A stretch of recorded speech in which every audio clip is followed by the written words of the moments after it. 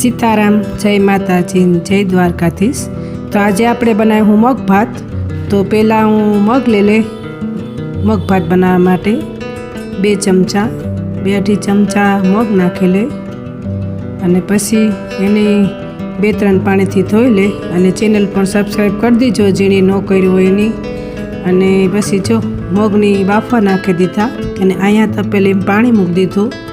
એમાં આપણી भात बनाव्યું હતું। 2 चमचा बासमती चोखा लई लीधा भात बनाववा माटे। एनी पण 2-3 पाणी हसल धोई नाख्યું અને ધોઈ અને ઓરી દીધું પાણીમાં।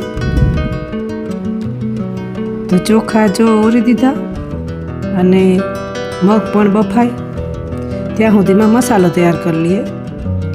તો મસાલો તૈયાર કરવા છે ને મેં અહીંયા ડુંગળી લઈ લીધી। तो આપણે ડુંગળીને સાફ કરી અને સમારી લેવું।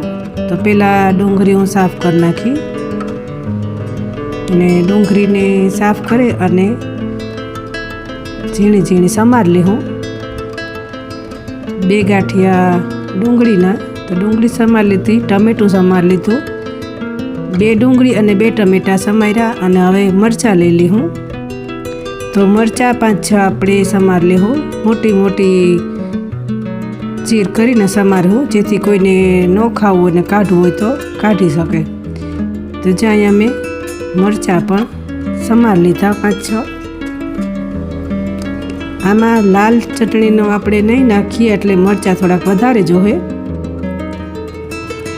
તો જો મરચાં સમારાઈ ગયા અને આદુને પણ છીણી લેવું ઝીણું જેથી મોઢામાં ના આવે ખાવામાં। તો અહીંયા મેં ઝીણો એક આદુનો કટકો ખમણી લીધો અને લસણની કટકી લઈ લીધી। લસણને ફોલી અને એની પર કટકી કરી લીધી। તો લસણની કટકી પણ આપણે નાખ્યું અને અડધું લીંબુ લઈ લીધું। દાળ અસલ તો હવે આપણે મસાલો લઈ લઈએ। મેથી, રાઈ, જીરું, હિંગ, તમાલપત્ર, લવિંગ, બાદિયું અને લીમડો, મીઠો લીમડો। તો ભાત આપણા ચડી ગયા અને હવે છે ને મગ આપણે વઘાર નાખ્યું। તો જો મગ પણ બફાઈ ગયા તો મગની પણ આપણે જોઈ લેવું સરસ અસલના હરખા બફાઈ ગયા। હવે તેલ મૂકી દીધું એક ટોપડીમાં। તો આપણે અહીંયા થોડું તેલ મૂકી દીધું મગ વઘારવા અને તેલ થાય એટલે પછી એમાં બધાય મસાલા નાખી દઉં। પહેલાં જે સૂકા મસાલા છે એ નાખી દઉં, રાઈ, જીરું ને બધું બેઝિક મસાલા આપણા જે આવે એ। અને પછી મસાલા અને રાયું નાખી ફૂટી જાય બધું તતડી જાય એટલે પછી એમાં આપણે આ લીલા મસાલા નાખવું। તો પહેલાં તો છે ને ડુંગળી નાખી દઈ। પહેલાં વઘાર ડુંગળીનો જ કરાય તે સરસ આવે અને ડુંગળીનો વઘાર કર્યા પછી આપણે પણ આ બીજો ચી સુધારેલ છે ઝીણા એ પણ નાખી દઉં।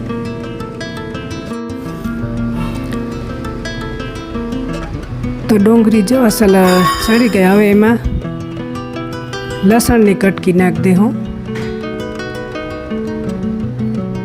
પછી આદુને આપણે જે છીણ્યું હતું એ પછી અહીંયા મરચાંના કટકા કર્યા હતા એ બધાય નાખી દેવું અને બધાને ધીમે ધીમે તાપે છે ને અસલ સાંતળવાનું।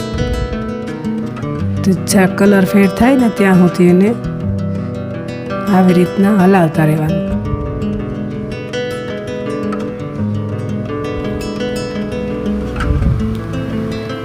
પછી જો આ ટમેટા નાખી દેવાના પછી ધીમે ધીમે હલાવતા જવાનું। ગેસને હા સ્લોથી મીડિયમથી હાવ ધીરો રાખવાનો જેથી બળી ન જાય। હવે અડધી ચમચી હળદર નાખી દે, 1 ચમચી ધાણા જીરું અને સ્વાદ અનુસાર નમક। બાફવામાં નાખ્યું હતું એટલે ઓછું નાખ્યું નમક આપણે અને પછી આમ હલાવતા રહેવાનું। અને હવે એમાં આપણે આ જે મગ બાફ્યા હતા ને એ નાખી દેવું। ટમેટા ચડી જાય ને એટલે નાખી દેવાના। પછી આમ હલાવવાનું, બધું મિક્સ કરી દેવાનું. પછી એમાં 1 ગ્લાસ પાણીનો નાખવાનો, અડધોથી 1.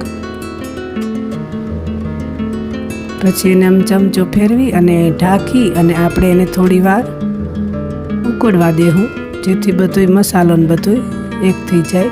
તો હવે એને ઢાંકી દેવાનું. તો જ્યાં અહીંયા આપણા મગ છે એ ઉકળી ગયા. તો સરસ એમાં જો ચમચો ફેરવી લેવાનો. અને હવે એમાં ઉપરથી આપણે એમાં નાખશું ખાંડ 1.5 ચમચી. તો 1.5 ચમચી ખાંડ નાખી અને અડધું લીંબુ નાખવાનું છે, અડધું પૂણો. તો જ સરસ ખાટા મીઠા થાય મગ. તો અહીંયા મેં અડધું લીંબુ નીચવી લીધું. અને હવે ઉપરથી આપણે કોથમીર નાખવું.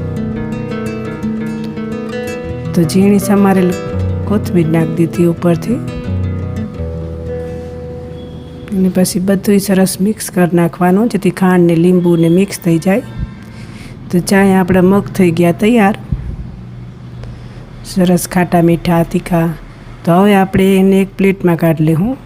તમે એક પ્લેટ લઈ લીધી અને એમાં હું પહેલાં ભાત નાખી દઈ. તો ચાય ભાત નાખી દીધા. અને હવે અહીંયા મગ નાખી દેવું. મગ પણ આપણે ભાત ભેગા નાખી દઉં બાજુમાં.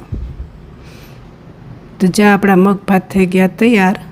એકવાર તમે પણ ટ્રાય કરજો, એટલા ટેસ્ટી બનશે કે તમે એકવાર બનાવો તો વારે વારે બનાવશો.